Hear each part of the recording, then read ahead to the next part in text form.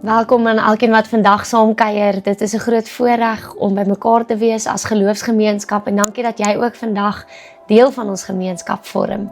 Ons gaan saam kyk deur die woord van die Here en ek sien vreeslik uit na die teksgedeelte wat ons vandag gaan hanteer. Ons gaan 'n bietjie saam kyk na 'n persoon wat as 'n getuie in die vroeë kerk opgetree het, na Timoteus, iemand wat ons nie noodwendig so baie van weet nie, maar as ons die brief 2 Timoteus nader trek, wat Paulus aan hom geskryf het, sy mentor en sy geloofsvader, dan sien ons sommer in sy lewe dat ons baie met hom kan vereenselwig. Hy wat moes opstaan vir sy geloof, hy wat sy geloofs moes uitleef nadat hy beproef en getoets is deur sy tyd waarin hy geleef het. So mag dit vandag jou hart aanraak en mag die Here sy woord gebruik om jou ook te laat besef, hy is in jou lewe betrokke en hy los jou nie vir 'n oomblik alleen nie.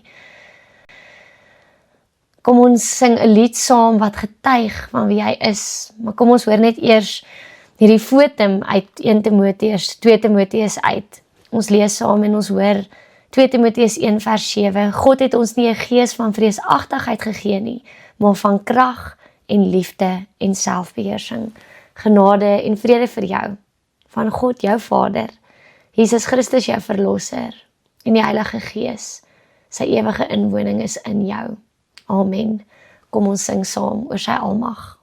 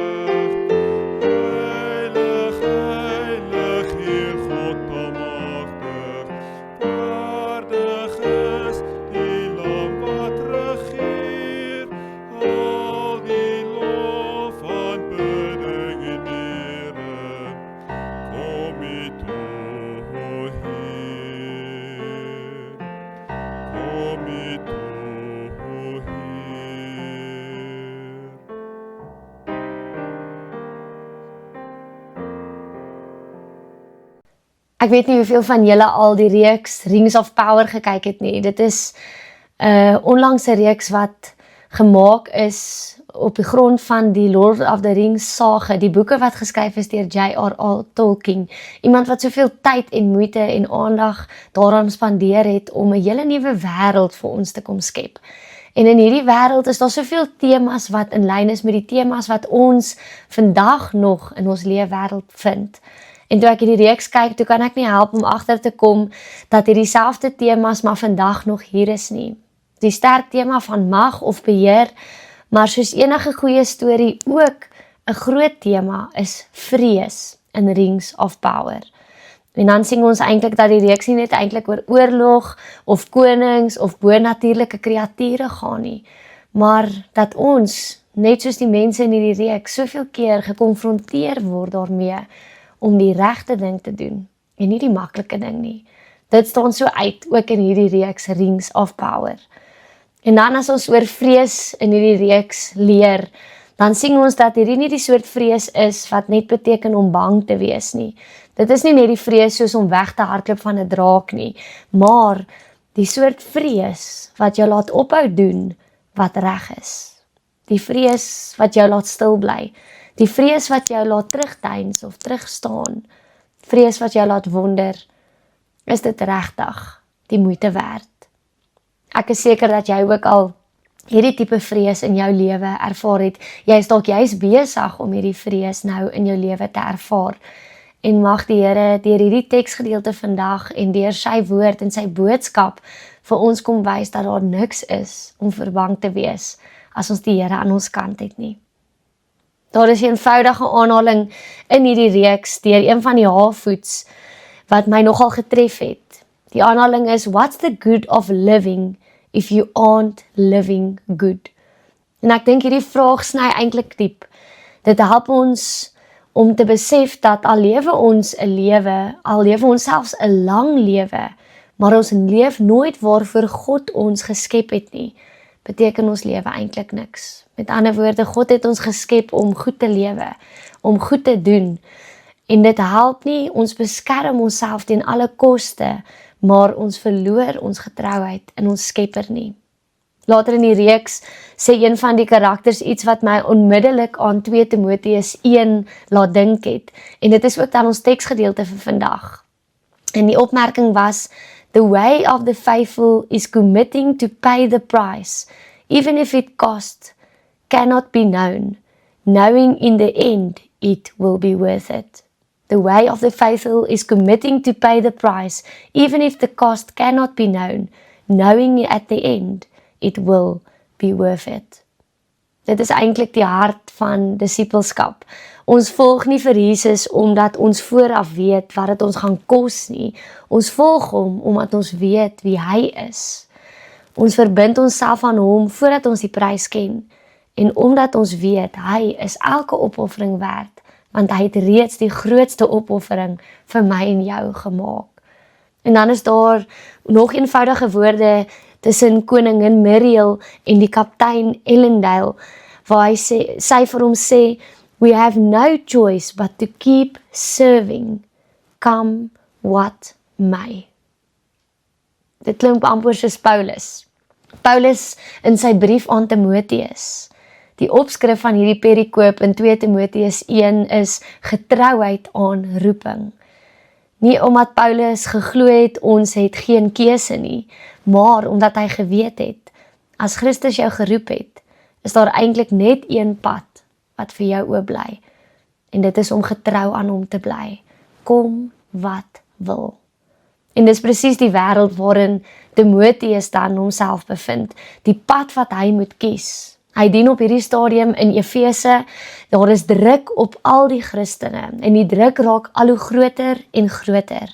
En sy geestelike vader, Paulus, sit nie net meer onder huisarrest nie, maar hy is nou in 'n donker Romeinse tronk, waar hy wag om tereggestel te word. Ander gelowiges begin nou reeds terugdeins.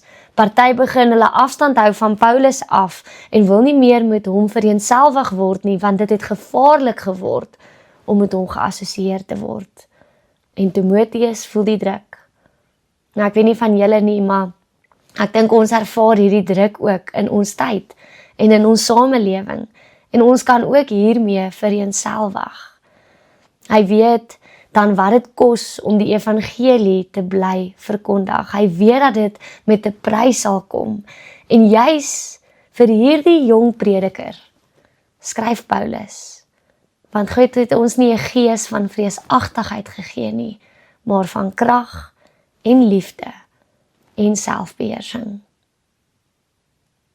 Ons haal hierdie verse dikwels aan wanneer iemand bang is. Ons gebruik dit om mense moed in te praat om nie bang te wees nie. Maar dis eintlik nie waaroor Paulus praat as hy sê vreesagtigheid nie. Paulus praat oor die tipe vrees wat ons nou van gehoor het, 'n vrees wat jou laat terugdeins, 'n vrees wat maak dat jy stil bly, 'n vrees wat jou laat twyfel in jou roeping of jy moet opstaan. Hy praat nie oor algemeen bang wees nie, hy praat oor die vrees wat jou laat ophou getuig. En hierdie vrees maak dan dat jy nie jou roeping na kan kom nie. Hierdie vrees maak dat jy verlam is en voel jy kan nie vorentoe beweeg nie. En daarom pas die opskrif wat vir die gedeelte gegee word so mooi, getrouheid aan jou roeping. Want dit is waaroor die hele gedeelte gaan. Paulus kom sê eintlik vir Timoteus, moenie dat vrees besluit hoe jy gaan leef nie. God roep jou. Laat God besluit hoe jou lewe gaan lyk. Laat God se gees besluit hoe jy gaan lewe. Want God het jou nie geroep om veilig te wees of om dit veilig te speel nie. Hy het jou geroep om getrou aan hom te wees. En wanneer hy jou roep, los hy jou ook nie alleen nie. Hy los dit nie vir jou om op jou eie moed staat te maak nie. Hy gee aan jou sy gees. Hy gee aan jou krag. Hy gee aan jou liefde. Hy gee aan jou selfbeheersing, sodat jy staande sal kan bly. Kom wat wil. 2 Timoteus 1 vers 7 word so dikwels as 'n losstaande bemoedigingsvers gelees, maar binne sy oorspronklike konteks gaan dit eintlik oor getrouheid. Om getrou die evangelie ondanks lyding en vervolging te verkondig. Dit was waarskynlik die apostel Paulus se laaste brief en hy skryf dit kort voor sy dood tydens sy tweede gevangenskap in Rome. Anders as sy eerste gevangenskap, waar hy bloot onder huisarrest was, is hy nou hier in baie moeiliker omstandighede en hy verwag teregstelling. En hierdie brief is dan gerig aan 'n volgeling, iemand wat hy gementor het, iemand wat hy potensiaal ingesien het en iemand wat opgestaan het as 'n leier in die vroeë kerk. Hy skryf hierdie brief aan sy medewerker, eintlik aan sy geestelike seun, aan Timoteus. Timoteus dien as 'n leraar in Efese en hier was uitdagings op sy pad soos valse leraars, teenstand teen die evangelie, druk van buite en binne die kerk. En Timoteus was heel waarskynlik besig om te oorweeg of hy nou gaan terugdeins en terugstaan of gaan volhard en volhou met sy roeping. Paulus skryf dus as 'n vader wat sy laaste woorde aan sy seun rig. Die hoofdoel van hierdie brief aan Timoteus is om hom aan te bemoedig en hom aan te spoor, sodat hy sal getrou bly aan die evangelie, sodat hy nie sal skaam wees vir Christus en om te verkondig nie, om die suiwer leer te bewaar en om lyding te verduur ter wille van Christus en in sy bediening te volhard. As 'n mens nou 'n hooftema moes gee aan hierdie hele brief, dan kan dit saamgevat word as hou aan om Christus getrou te dien. Al kos dit jou alles, wees getrou aan jou roeping, kom wat wil. Kom ons lees saam 2 Timoteus 1 vanaf vers 6, getrouheid aan roeping. Om hierdie rede herinner ek jou om die genadegawe van God wat in jou is, deurdat ek jou hande opgelê het, opnuut aan te vier. God het ons tog nie 'n gees van vreesagtigheid gegee nie, maar van krag en liefde en selfbeheersing. Moet jou dus nie skaam vir die getuienis van ons Here nie, ook nie vir my nie, sy gevangene nie, maar dra jou deel van die lyding vir die evangelie deur middel van die krag van God. Hy het ons verlos en geroep met 'n heilige roeping, nie op grond van ons dade nie, maar op grond van sy eie besluit en genade. Reeds van ewigheid af is dit in Christus Jesus aan ons geskenk, en nou is dit geopenbaar deur die verskyning van ons verlosser Jesus Christus, wat die dood vernietig het, en die lewe en die onverganklikheid deur die evangelie aan die lig gebring het. Hiervoor is ek as prediker, apostel en leraar aangestel, daarom lei ek ook hierdie dinge. Maar ek skaam my nie, want ek weet in wie ek nog altyd my vertroue stel, en ek is oortuig dat hy magtig is om die pand wat aan my toevertrou is, tot op daardie dag te bewaar. Hou, as voorbeeld van die suiwer leer, vas aan dit wat jy by my gehoor het. Doen dit in geloof en liefde wat in Christus Jesus is. Bewaar die kosbare pand wat aan jou toevertrou is deur die Heilige Gees wat in ons woon. So as ons dan kyk na die verse rondom hierdie bekende 2 Timoteus 1 vers 7, dan kan ons agterkom waaroor dit hier gaan. Vers 6 sê, om hierdie rede herinner ek jou om die genadegawe van God wat in jou is, deurdat ek jou die hande opgelê het, opnuut aan te vier. Timoteus het die Heilige Gees ontvang. Hy het die genadegawe as roeping ontvang om te gaan preek en te gaan verkondig, om die goeie nuus te gaan deel. En hier kom herinner Paulus hom daaraan om sy roeping weer aan te vuur, om weer te gaan getuig, dit waarvoor hy geroep is.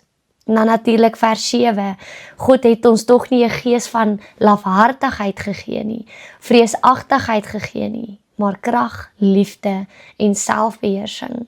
Hy verduidelik vir hom waarom sy gawe aangewakker moet word, want hy's nie gemaak om terug te deins nie, maar om op te staan vir sy geloof. En dan vers 8, moet jou dus nie skaam vir die getuienis van ons Here nie, ook nie vir my nie, sy gevangene nie, maar dra jou deel van die lyding en vir die evangelie deur middel van die krag van God. Hier in vers 8 wys Paulus presies wat met vrees bedoel word. Dit gaan nie hier oor bang wees vir spinnekoppe of algemene angs of alledaagse bekommernisse nie. Dit gaan oor die vrees vir verwerping van mense, oor die vrees vir vervolging, die vrees om die evangelie openlik te verkondig, die vrees vir die gevolge van getrouheid. Wat beteken dit dan as God ons nie 'n gees van vreesagtigheid gegee het nie? Die Griekse woord wat hier gebruik word vir vreesagtigheid, deilias, beteken letterlik lafhartigheid of skugterheid of terugdeins of die gebrek aan moed. Dit beskryf iemand wat terugstaan wanneer geloof moed vereis. En Paulus sê dus vir Timoteus, moenie terugdeins omdat jy bang is vir mense of vir lyding nie. Maar wat beteken dit dan dat krag en liefde en selfbeheersing in ons is? Paulus noem hierdie gawes wat deur die Gees in ons getuig. Krag, dinamus, is om standvastig te bly, om te verkondig ondanks teenstand en om te volhard te midde van lyding. Liefde is die liefde vir God, die liefde vir ander gelowiges en die selfopofferende liefde wat God ook aan ons bewys het, wat dan in ons lewe. En dan uiteindelik selfbeheersing of nugtere oordeel, om helder te dink, om wys op te tree en om nie deur emosies of gevoelings of paniek beheer te word nie, maar eerder getrou aan die Here te bly. En hierdie drie vorm dan saam die teenoorgestelde van lafhartigheid. Met hierdie drie gawes saam maak die Gees ons dapper en so kan ons getrou bly aan ons roeping. Ons lees in vers 9, hy het ons verlos en geroep met 'n heilige roeping, nie op grond van ons dade nie, maar op die grond van sy eie besluit en genade. Reeds van ewigheid af is dit in Jesus Christus aan ons geskenk. So Paulus bou dan hier 'n logiese argument. God het vir Timoteus kom roep en God het vir hom sy gawes gegee met die Heilige Gees wat in hom woon. Hy het hom toegerus deur die Gees. Daarom kan hy in sy bediening sterk staan en vas staan. Hy hoef nie uit vrees uit terug te deins nie, want God gee vir hom alles wat hy nodig het om getrou te bly. Met ander woorde, om getrou te bly aan jou roeping beteken nie die afwesigheid van vrees nie, maar dit beteken dat dit nie jou fokus is nie. Jy hoef nie bang te wees nie, want jou vrees sal jou nie verhinder om jou roeping na te kom as jy getrou bly aan die Here nie. Hierdie gedeelte bewys dat God nie net mense roep nie, maar dat hy ook mense toerus. Die Heilige Gees word aan ons geskenk, sodat ons sal weet, ons het wat ons nodig het om die vrees in ons lewens te oorwin. Ons kan deur die Gees moed hê, en hy werk deur sy genade in ons as gelowiges, sodat ons kan volhard. Daarom rus Timoteus se getrouheid uiteindelik nie op sy eie persoonlike vermoë of innerlike krag nie, maar op God se genadige toerusting van mense en van geroepenes en van gelowiges. Die Here roep nie slegs vir Timoteus en verwag van hom om dit op sy eie te doen nie. Hy gee ook aan hom die Gees wat hy nodig het om dit te kan doen, sy eie Gees. En dit is al wat hy nodig het om te volhard. Met ander woorde, God roep, God gee die Gees, God bewaar die evangelie en daarom moet ons getrou volhard, ons wie sy dienaars is. En dan sluit Paulus hierdie gedeelte af in vers 14, net voor hy in die volgende paar verse, hier tot vers 18, meer spesifiek praat oor persone in die bediening wat hy met Timoteus wil bespreek. Hy sê dan hier in vers 14, laastens, bewaar die kosbare pand wat aan jou toevertrou is deur die Heilige Gees wat in ons woon. Dis die 2020 vertaling. Ek lees ook graag vir ons die 83 vertaling en die 53 vertaling. Wat aan jou toevertrou is goed. Bewaar dit deur die Heilige Gees wat in ons woon. Bewaar jou goeie pand deur die Heilige Gees wat in ons woon. Bewaar jou kosbare pand. Nou, almal van ons ken mos 'n pandjieswinkel. Dit is 'n besigheid waar jy van jou besittings kan ingee en die eienaar ken dan 'n waarde daaraan toe en jy ontvang kontant of 'n oorbetaling vir die waarde daarvan in ruil vir die items wat jy ingee. Die voorwaarde waarop hierdie besighede egter onder die wet bedryf moet word, is dat jy 'n waarborg of 'n pand in geskrewe vorm ontvang, wat waarborg dat jy binne 'n sekere tydperk jou besittings kan terugeis, as jy nou ook die geld dan uiteindelik teruggee. Die voorwaarde dat jy die kontantbedrag daarvoor terugbetaal vir die pandjieswinkel. Nou, die Afrikaanse verklarende woordeboek beskryf die woord pand onder andere as dit is 'n gewaardeerde besitting wat in pand as waarborg gegee word. Die kruks met so 'n transaksie is dus dat jy jou pand baie deeglik moet bewaar. Anders kan jy nie jou besittings terugkry as jy dit weer wil terug hê nie. En so is hierdie woord pand wat dan hier in 2 Timoteus gebruik word, eintlik so diep en het dit nog 'n dieper betekenis wanneer dit in 'n geloofsperspektief genoem word. Paulus praat nie van 'n goue oorlosie of 'n erfstuk of 'n waardevolle besitting wat by 'n pandjieswinkel ingegee moet word nie. Hy praat van iets oneindigs kosbaar. Hy praat van die evangelie. Hy praat van die waarheid van God se woord. Hy praat van die roeping waarmee God Timoteus geroep het en toevertrou het. Dis asof Paulus eintlik vir Timoteus hier kom sê, maar Timoteus, God het jou iets kosbaars gegee. Hy het iets kosbaars in jou hande geplaas. Moet dit nie weggee nie. Bewaar dit. Moenie dat dit afgewater word sodat mense tevrede gestel word nie. Moenie dit verruil vir die wêreld se goedkeuring nie. Bewaar dit, beskerm dit, verkondig dit. En is dit nie net so waar vir my of jou vandag nie. Ook aan ons het God 'n kosbare pand toevertrou. Nie 'n nuwe waarheid nie, wat ons moet uitdink uit eie vermoë uit nie, maar die onveranderlike waarheid van die evangelie, van Jesus Christus. Evangelie wat ons nie mag verander om by ons kultuur aan te pas nie. 'n Evangelie wat ons nie mag oorstil bly, omdat ons bang is vir mense se reaksie nie. Want God het dit aan ons toevertrou. En as God dit aan ons toevertrou het, is dit eenvoudig net te kosbaar om te verloor. Daarom roep Paulus ons ook dan op, bewaar die goeie pand wat aan jou toevertrou is, deur die Heilige Gees wat in jou woon. En hier kom sê Paulus eintlik dan vir ons ook hoe ons dit bewaar. Nie deur in ons eie vermoë te probeer verkondig nie, nee, deur aan die Heilige Gees gehoorsaam te wees, deur hom deel van ons lewe te maak, deur aan te hou en uit te hou en te volhard, kom wat wil. Ons bewaar daardie pand nie uit eie krag nie, maar deur dieselfde Heilige Gees wat Jesus uit die dood laat opstaan het.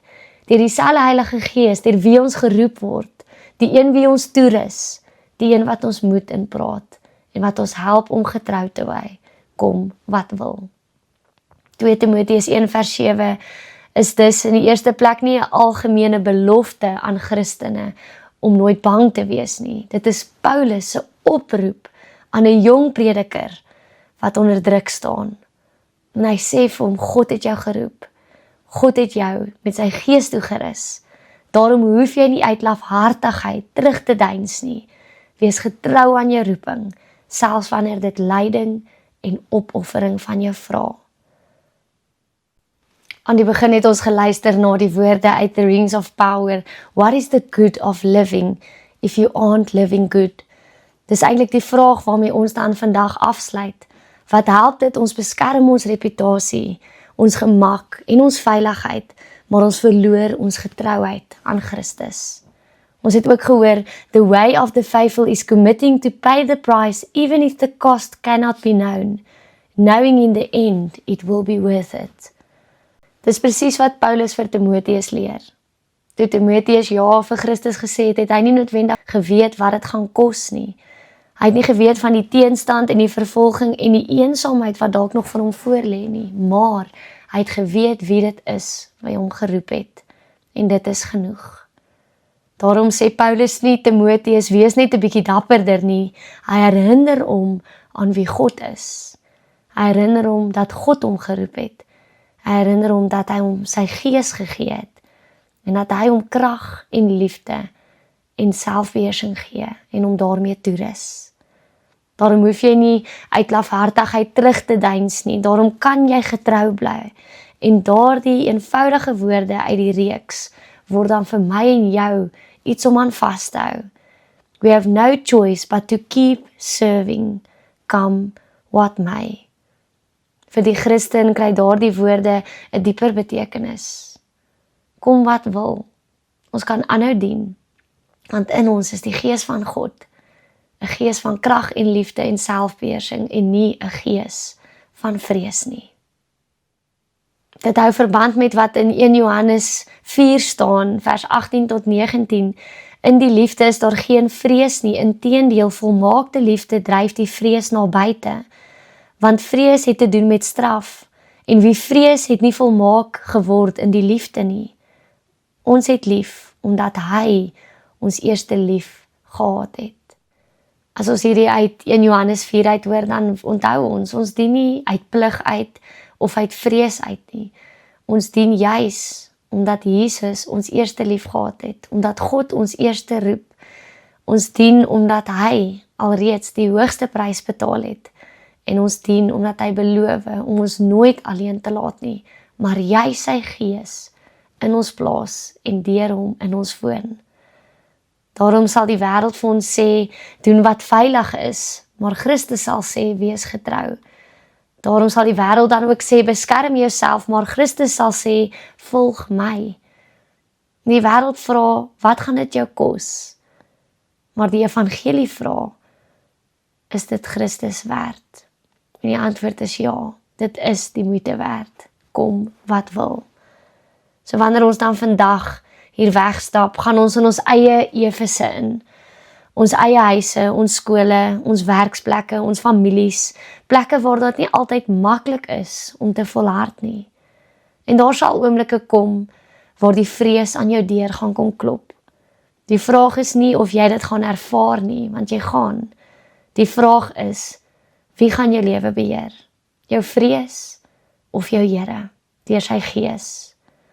Mag ons dan ook soos Timotheus onthou, God het my geroep, God het my toegerus, God sal my dra, daarom sal ek nie terugdeins nie, ek sal getrou bly. Geen gees van vrees nie, kom wat wil. Amen, kom ons bid saam.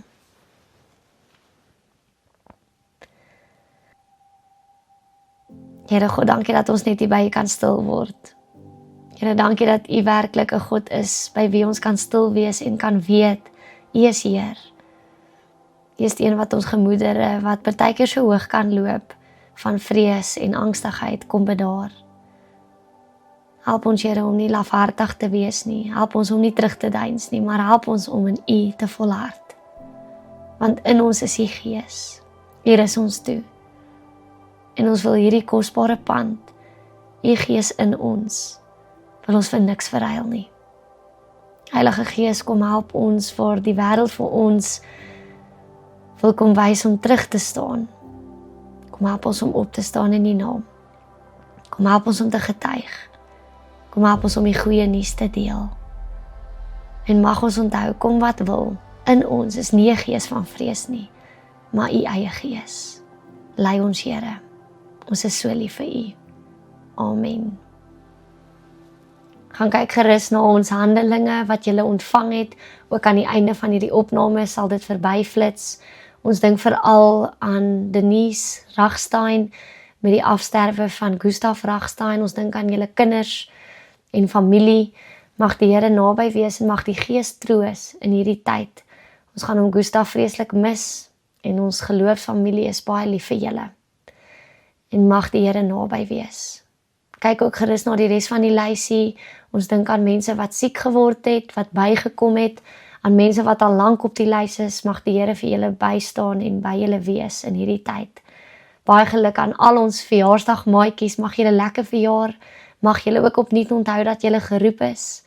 En mag hierdie dag gevul wees met liefde. En dan is daar ook baie nuwe dinge om vooruit te sien in die nuwe kwartaal. Hou die afkondiginge dop, hou die datums dop, die maand van Julie, wanneer ons weer ook met ons Jeep afskop, en om die draai is 'n paar lekker aktiwiteite in die kerk, ook ons praise and worship, die eerste Vrydag van die skoolkwartaal wat begin. Kom en geniet dit saam met ons. En mag julle dan die seën van die Here in die res van hierdie week ervaar, en mag vrees nie in julle lewe heers nie, maar jy sy Gees in elkeen van ons. Kom ons sing 'n laaste lied saam om daarvan te getuig.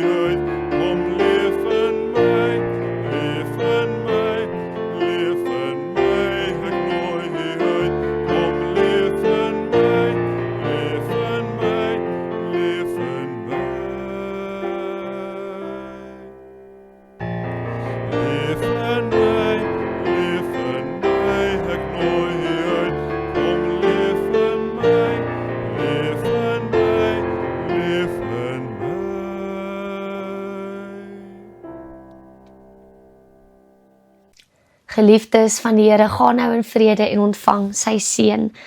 Mag die God wat jou geroep het, jou ook elke dag toerus. Mag die genade van ons Here Jesus Christus jou moed gee wanneer vrees aan jou deur klop. Mag die liefde van God die Vader jou herinner dat jy sy kind is en nooit alleen is nie. Mag die kragtige teenwoordigheid van die Heilige Gees jou vul met krag, liefde en selfbeheersing, sodat jy nie uit lafhartigheid sal terugdeins nie, maar getrou sal bly aan die roeping waarmee God jou geroep het. En mag jy in hierdie nuwe week ingaan met die vaste wete dat die Here voor jou gaan, dat die Here langs jou stap, dat die Heilige Gees in jou woon en dat hy jou nooit sal verlaat nie. Kom wat wil. Amen.